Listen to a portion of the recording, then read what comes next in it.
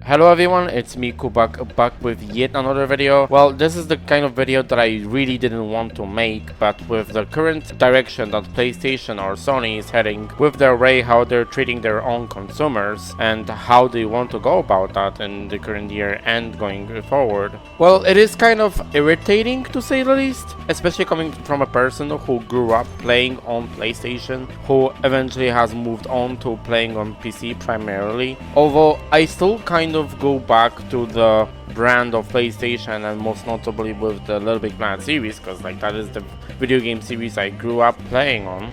And me seeing just how much my preferred console brand, PlayStation, has fallen off from such a grace, like ever since the PS3 era all the way down to the PS5.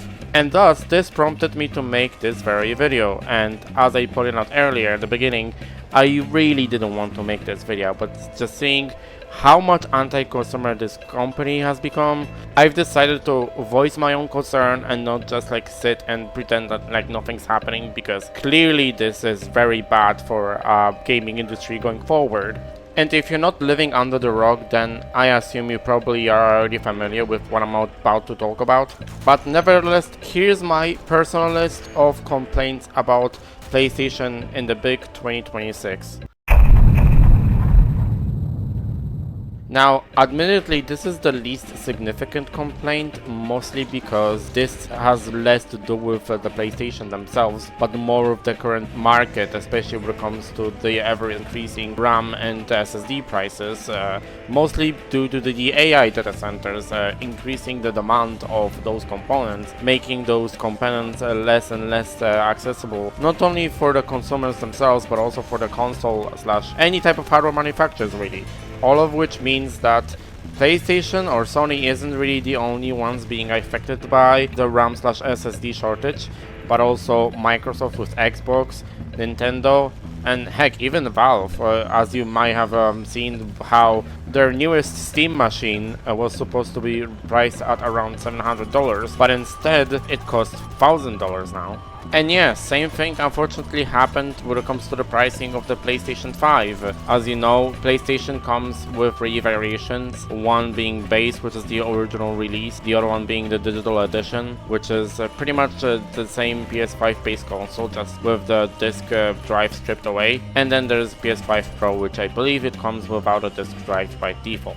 So the base PS5 was initially retailed at $500 and nowadays that is been increased to $650, which is a 30% increase of the initial retail price. And same goes to the digital only variant of the base PS5, which initially was retailed at $400 and now it costs $600, making it a 50% increase from the initial retail price. And last but not least, the PS5 Pro that initially was sold for $700 and now is sold for $900, which is around 28% increase of the initial price. And what's crazy about all of this is that we have seemingly come back to the levels of the initial console pricing. As you remember, the first time PlayStation 3 got released, it was initially priced at somewhere around $600 for the 60GB model, and that is without adjusting the price for the inflation of the US dollars, because nowadays it would actually cost us around $960. But yeah, as you might imagine, this is the least of the problems of PlayStation or Sony in 2026, as we're about to go further, and things are about to get worse. Things started getting really hectic, especially when it comes to the ownership of the digital content that you purchased from PlayStation Store. Basically, somewhere around March or April, PlayStation has introduced an update to how the DRM on the games purchased from PlayStation Store works.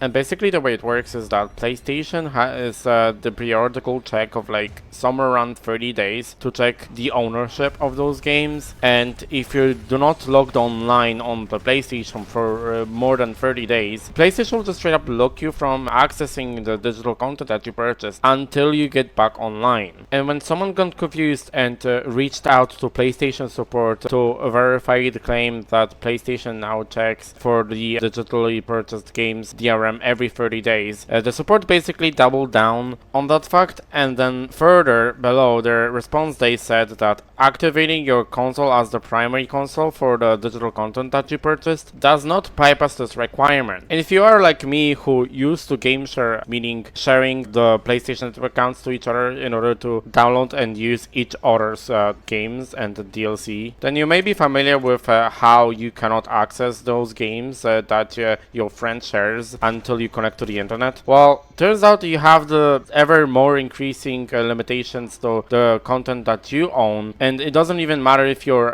console is set as primary. You still have to have your console connected online, otherwise eventually after those 30 days you will be locked out of that content. And speaking of game sharing games, you know which game gets the double whammy? It's the Uncharted Drake's Fortune from Uncharted The Nathan Drake collection. And the reason why is because the PS4 version of Uncharted contains a bug that it has something to do with the syncing the multiplayer stats on the game that doesn't have multiplayer, by the way. It will just straight up crush the game after some amount of time. And that requires you to play the game offline. But if you don't have your PS4 or PS5 set as an active console, then Sony will pretty much force you to stay online to play the game anyway, which is exactly what happened to one of the streamers, Helion Kate. Triumph over evil?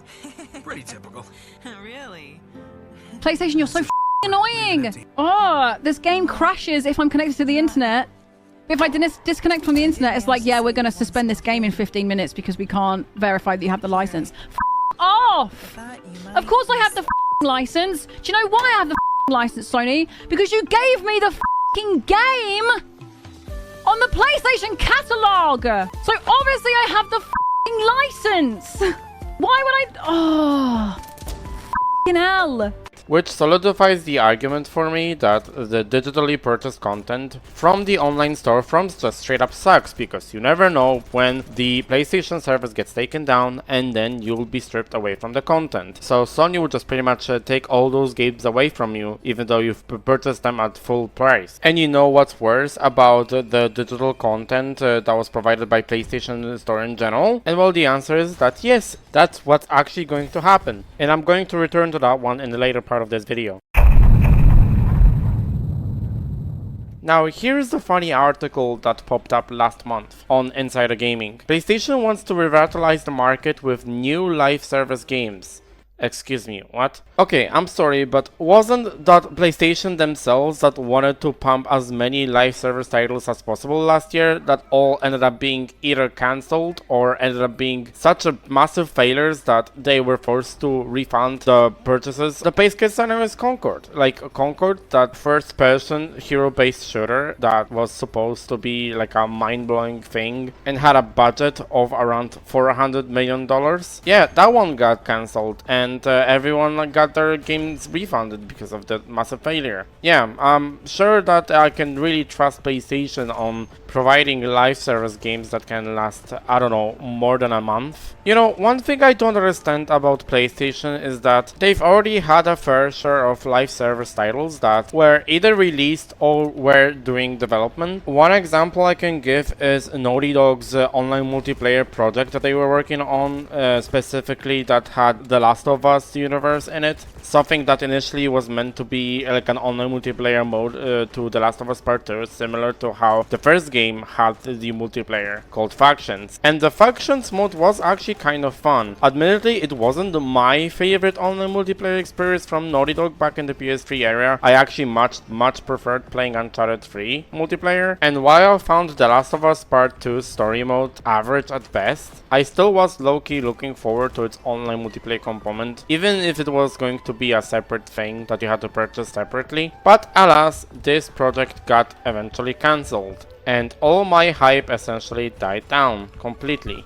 Another example that you may already be familiar with if you followed my YouTube channel long enough is Dreams. Dreams being made by the same developers, Mini Molecule, who made the legendary LittleBigPlanet series. They made some sort of like a creative platform similar to games like Red Room, which by the way also got shut down recently, and Roblox, where you could like make your own creations with like all the complete set of tools. You could like make your own complete own models / structures, make make levels, like make actual full-blown games with it, which it was basically LittleBigPlanet on steroids. And while the game is still playable, you can still hop on, play all the creations made out by others. And initially it actually had a plan to also include many of the cool ass features, such as online multiplayer. It would have like its own PS5 upgrade port, which would probably also have like a boosted resolution, and then maybe even the PC port. And none of that happened because before Media Molecule could even like implement all those features, all those things on their own roadmap, they suddenly ceased the further support of Dreams, and none of these features became a thing. And I felt extremely bummed by all this, because Dreams had such a massive potential to become like that big of a powerhouse of like creativity that it could easily compete with like the big dogs such as Minecraft or Roblox when it comes to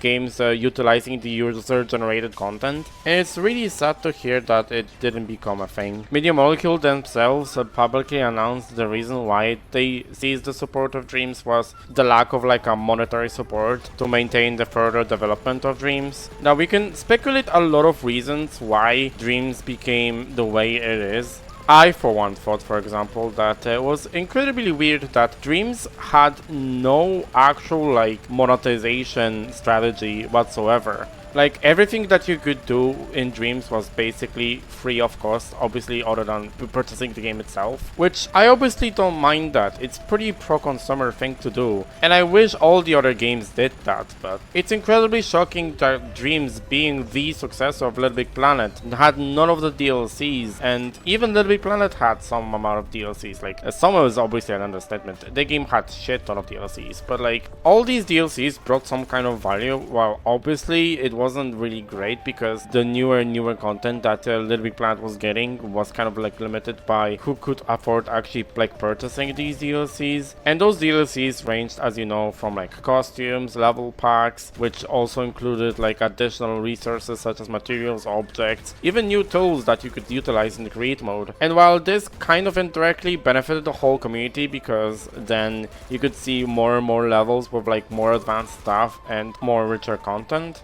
But yeah, at the end of the day, there were still microtransactions, and once again, it was very surprising to see that Dreams didn't have any plans to introduce microtransactions, which I assume could be the reason why Dreams wasn't like monetarily successful as the LittleBigPlanet series. But what I like to think about what actually happened with Dreams is that PlayStation just seemingly doesn't seem to have an idea how to support such ambitious projects as Dreams, and they would rather fork $400 million on a first-person shooter that they wouldn't even know if it's going to succeed. And given the fact that they were willing to release this game as a fully paid price, where we all know in the modern day industry, new IPs when it comes to like the competitive shooters, they hardly ever are successful nowadays. Going for a paid game versus a free-to-play strategy was just pretty much shooting themselves in the foot at this point. And those 400 millions went to total waste instead of actually supporting the live service titles which deserve, in my opinion, Dreams being one of them.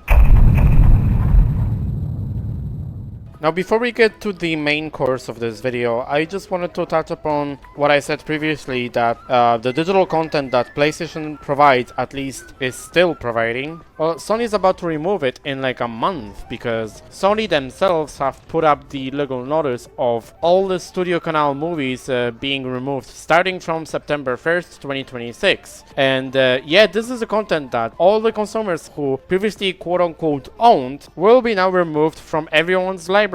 And they are admitting themselves, they are openly saying, your previously purchased content from Studio Canal will be removed from your video library.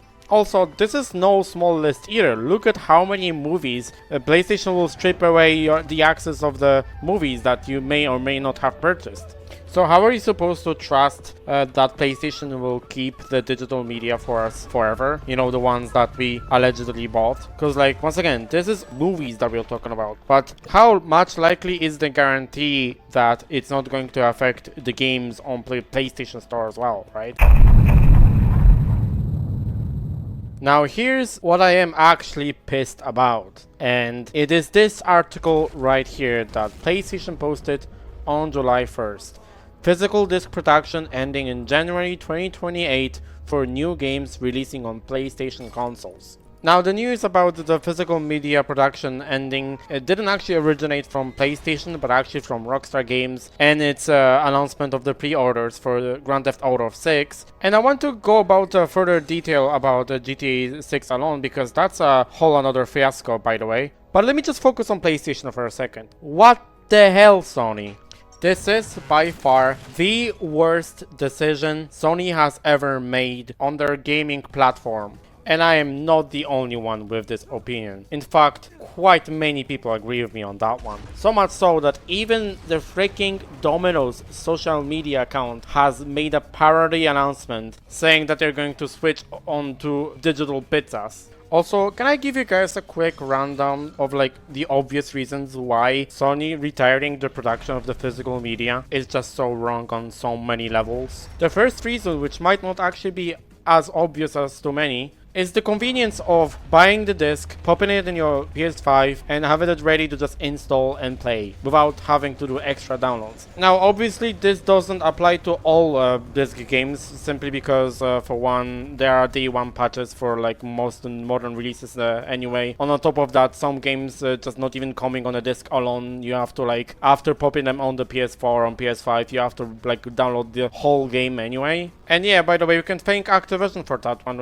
especially with their latest Call of Duty titles. But even those discs, at the very least, granted you the eternal ownership to that game. Even if you have to connect your PlayStation online just to download the game that you own. But for those games that actually do come in the disc fully, without ever having you to connect online to download the games, that is a big convenience for the older people around the world that don't actually have the easy access to the internet, or their internet is just too slow to download games that ever expand on their size. The second thing is accessibility, because contrary to digital content that you get from the PlayStation Store, those game discs actually work on any PS4 or PS5, on whichever part of the world you are. Unlike with PlayStation Store, which does require you to create the PlayStation Network account to at the very least access to the aforementioned PlayStation Store. Which, if you're familiar from the Helldivers 2 update controversy, which added the mandatory PlayStation Network sign-up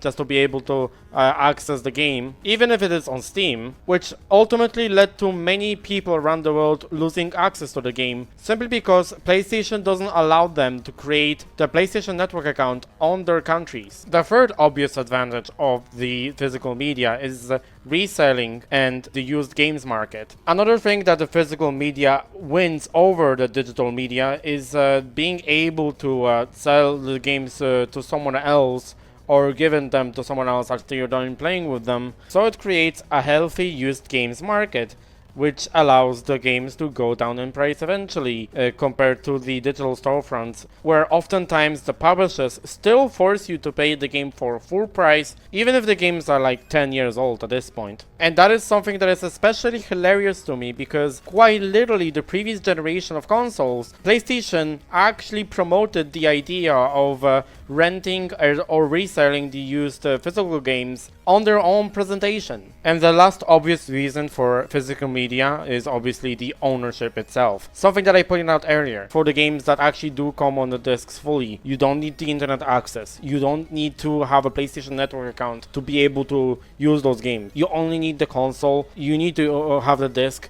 You pop in the disc, you install it, and play. The game is not tied to your PlayStation Network account. It's yours there to use it forever. And that is unfortunately something that you cannot say for the quote-unquote physical media going forward in 2028 onward, when Sony will start releasing quote-unquote physical copies of the game where they won't contain a disc, rather they would contain a piece of paper with the code where you can redeem on the PlayStation Store. And once again, this is not a true ownership. This is just going to land on your own PlayStation Network account, where once again, you never know when the PlayStation services are going to shut down. You never know truly if you're actually going to own this game forever, and if and whenever Sony will be willing to strip away the access from the game you paid the full price for. But okay, you know what? Let's actually read the article and see what PlayStation has got to say about this. As consumer preferences and the broader entertainment industry continue to shift away from physical discs to digital, physical game disc production for all new games releasing on PlayStation consoles will be discontinued starting January 2028. Following this date, new games will be available on PlayStation Store and at retailers in digital formats only. So the code on the box type of format that I've mentioned previously. This transition has no impact on games that are already released or will be releasing prior to January 2028 in disc format. This is a natural direction for Sony Interactive Entertainment to adapt to consumer trends, as the general preference for digital media significantly outpaces physical discs. And this right here is a lie, as the gaming community has quickly realized that Sony is actually trying to excuse this decision with the skewed statistics that don't actually reveal the true image of how the physical game sales stack up against the digital sales. This Reddit post, for example, shows a comparison between the games that actually came with the physical release and their digital sales counterpart, and the percentage compared to the physical release. And as you can see, for pretty much all the games in that list, the vast majority of those sales actually come from the physical variant. As you can see, the biggest one being from the Uncharted 4, where it received a physical 83% of sales from the physical release. And even as recent as The Last of Us Part 2, it still wins by the 61% of the physical release sales, compared to the 39% of sales total by the amount of how many times were bought digitally. So where does the quote 80% of the PlayStation software sales being digital? Well, it comes from the fact that Sony conveniently also included the sales of the games that are digital only and all the downloaded content such as DLC into the total amount of sales, which naturally skewed over to the bigger percentage of all the total sales of everything that comes on the PlayStation being mostly on digital. What's more is that the narrative of players allegedly wanting to play and buy digital games only falls apart even further, because apparently when it comes to the sales of the PS5 variants of consoles, only 27% of the PS5 console sales were the digital only version. Okay, anyway, going back to reading this article, we'll continue to prioritize our resources to drive innovation in how players can access games. And you want to drive that innovation by stripping away one of the ways of accessing games? Really, Sony? What's even more terrible is that the Sony social media accounts seemingly also don't seem to care about the decisions that they themselves have made. Take screenshots and record gameplay on PS5 to remember and share your greatest gaming moments. And then this tweet is just followed by the horrendous amount of people sharing their screenshots about cancelling the PlayStation Plus subscription. And then there's the main PlayStation Twitter account, which after making a tweet about the important updates for the physical media on July 1st, they went radio silent for about a week. I don't know, I guess to just make sure that the controversy dies down, only to make another tweet about advertising an arcade fight stick. They're really trying to ignore it, huh? And as if that wasn't enough, Sony actually tried to quietly put an announcement of yet another thing on July 1st, which is the exact same May that they decided to put an announcement of retiring the disc production. And that is about PlayStation Store being closed on PlayStation 3 and PlayStation Vita within the next year. And like, I really hope I don't need to explain this to you guys why this is really a bad thing, especially me coming from the LBPUNIon. We still actively support the LittleBigPlanet series on PS3 thanks to our custom servers, and for the longest time we were making sure that anyone who needed help with getting to connect online on Beacon, they actually own the copy of the game. And it's not really because we are all so strict on like making sure that everyone uses a legal copy of the game, and even then we don't really have like tools that will allow us to check if someone is using an illegal copy of the game to play on Beacon. However, we've always avoided helping users which admitted to having an illegal copy of the game, well, simply because we wanted to make sure that we don't get caught by the Sony radar and have them send a cease and desist letter towards us. However, thanks to these news, it's gonna be more and more difficult for us to convince other people to actually obtain a legal copy of the game, because with Sony shutting down PlayStation Store on PS PS3, they're effectively killing the only available option for buying brand new games on a PS3. And you will be forced to rely on getting the games on the used games market, which, thanks to the fact that Sony has long stopped producing PS3 game discs, these used PS3 physical copies are only going to be more and more expensive as they are going to become rare and rarer to obtain. And I haven't even mentioned the problem of even obtaining the DLCs legally anymore, because quite literally the only way to obtain these DLCs is through PlayStation Store. And well, maybe you could get lucky by getting a used copy of the LittleBigPlanet Game of the Year edition, which does come with a select few DLCs, but this is the only option you will ever get. And oh yeah, there's another glaring issue. Do you remember network passes? Yeah, those pesky things that even if you buy the game brand new, you still needed to redeem the code for the network functionalities, so for the game that you just purchased. And yeah, come to think of it, this was also Sony's first attempt of combating the used games market by effectively making those used game copies useless by restricting access to one of the core functionalities of the game. This blatant anti-consumer business practice thankfully died quite literally the following year. However, all those games that used to have the network functionalities that were released within that time frame, like Uncharted 3, or even two LittleBigPlanet games in the series, LittleBigPlanet Vita and LittleBigPlanet Karting, those two games came with network passes, and these are only going to get even more pain in the butt to obtain, simply because PlayStation Store is going to get shut down. And it's especially terrible considering that the LittleBigPlanet Vita is going to have access to Beacon brought back in the foreseeable future, and as well as potentially the custom server coming out for LittleBigPlanet Karting. But yeah, we will have to deal with the network pass, but that you will no longer be able to obtain from the PlayStation Store. Yippee!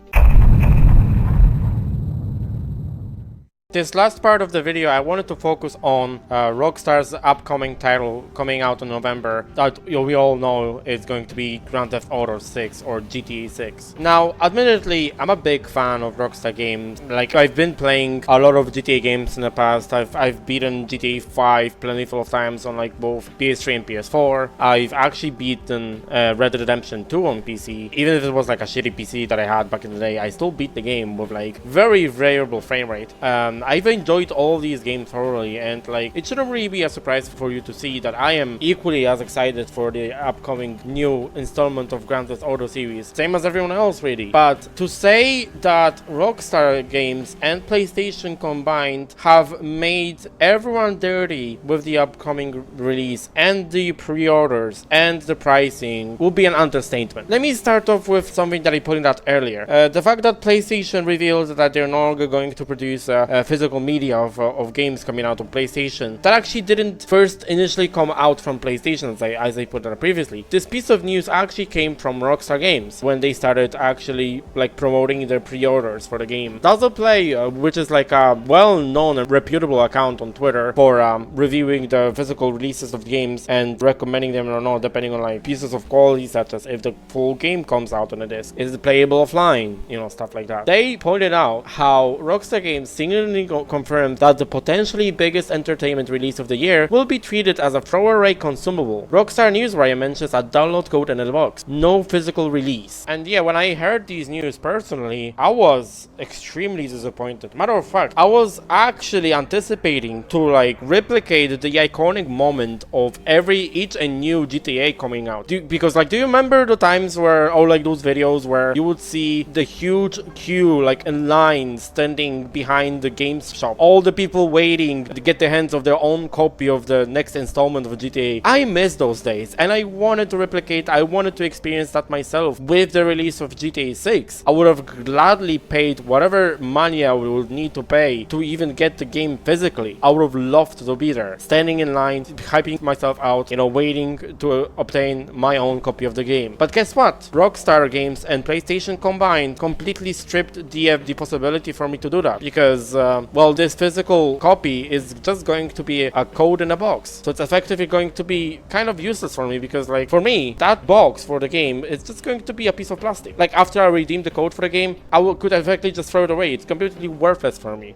And honestly, I might as well just buy the game digitally on PlayStation Store at this point, because it just makes no difference to me. The game will be tied to my PlayStation Network account anyway, and there will be no saying for me in this. The second complaint I have is the pricing. The GTA 6 is announced to come with two versions. One is the standard edition, which costs $80, and then the other one is the ultimate edition, which costs $100. Now, admittedly, the base version of the game being priced at $80 isn't really particularly surprising to me. I kind of expected that Rockstar Games is going to go for this price. One thing that is actually kind of more controversial to me personally, though, as well, is that the ultimate edition of the game, which costs $20 more, seemingly includes all that much more content that you are missing out on if you decided to buy the standard edition instead. And that is kind of worrying, considering just how much it is stuffed to the ultimate edition. It just all seems like the standard edition just seems like an incomplete version of the game, and that honestly really sucks. But the only thing I can say is that I just genuinely hope that the game itself is just so much bigger that the additional content that everyone would miss out on, and I personally would also buy the standard edition of the game. I really don't want to contribute for the game prices getting increasingly higher and higher. I'm just hoping the game itself is going to be so much bigger that this is just going to be hopefully just a single droplet of like what the game will truly have to offer. Which, I mean, I get it. If you hear me saying this probably sounds like a big copium or hopium, whatever you call it. But yeah, I'm just hoping this isn't going to be too bad as it seems. And the weird shenanigans of the upcoming GTA 6 release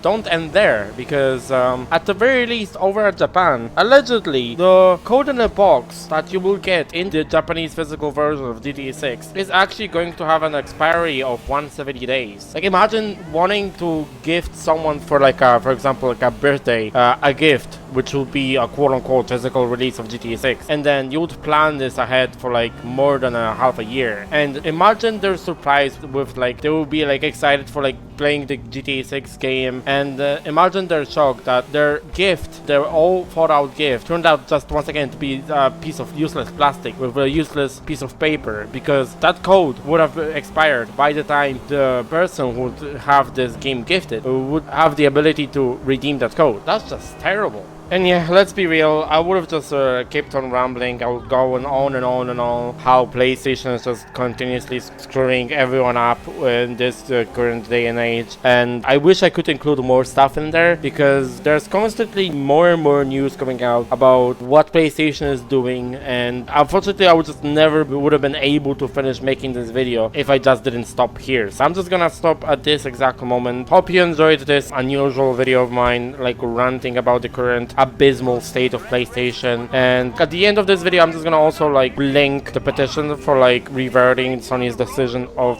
stopping the production of the physical games. I personally don't really believe myself that the petition would really work anyway, but if you want to make sure your voice is heard, then be sure to visit the page and sign the petition. As well as I will have this info about this tweet from LittleBigPlanet as well, organizing the protest against PlayStation by just not playing on their consoles for some amount of time. Again, I really doubt this will really make much of a difference, but if you want to contribute to that, feel free to do so. And yeah, that's pretty much going to be it for today's video. Thank you guys for watching. Comment down what you guys think. Do you share my opinions about the ever declining state of PlayStation, and do you also think that PlayStation should have a wake-up call and just, I don't know, just stop with however many anti-concern practices they might come up with next? So yeah, once again, thank you guys for watching. Like the video if you enjoyed it, subscribe for more content, and I will see you guys in the next video. See ya!